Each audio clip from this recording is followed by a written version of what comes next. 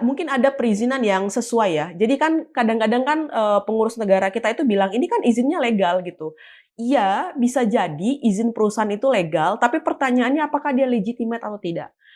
Problem legitimate ini kan satu, apakah dia disetujui oleh rakyat sekitar atau masyarakat sekitar. Yang kedua, dia legitimate atas nama keberlanjutan lingkungan atau enggak. Nah, risiko bencana itu tidak pernah menjadi bagian atau dimensi yang diatur atau dipastikan dengan baik melalui analisis dampak lingkungan hidup. Gitu. Dan juga sebenarnya kalau mau lebih besarnya lagi, tata ruang kita itu nggak pernah tuh menjadikan wilayah-wilayah risiko bencana itu sebagai satu wilayah yang harus diproteksi gitu.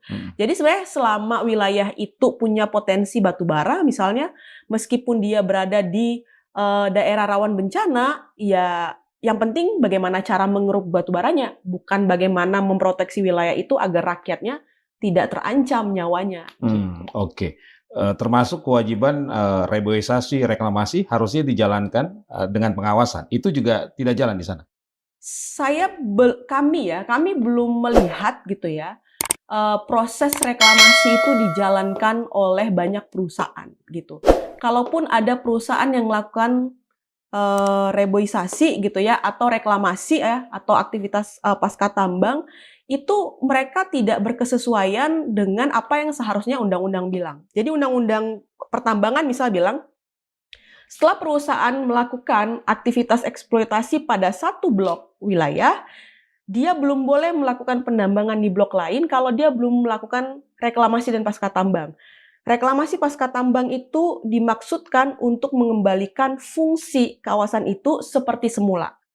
Tetapi pelanggaran pertama adalah mereka membuka blok lain tanpa didahului dengan tanggung jawab mereka untuk mereklamasi dan melakukan kegiatan pasca tambang.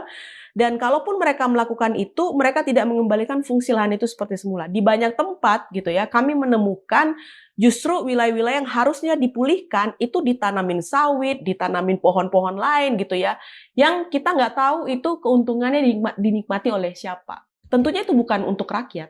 Oke, artinya negara tidak hadir untuk melakukan pengawasan.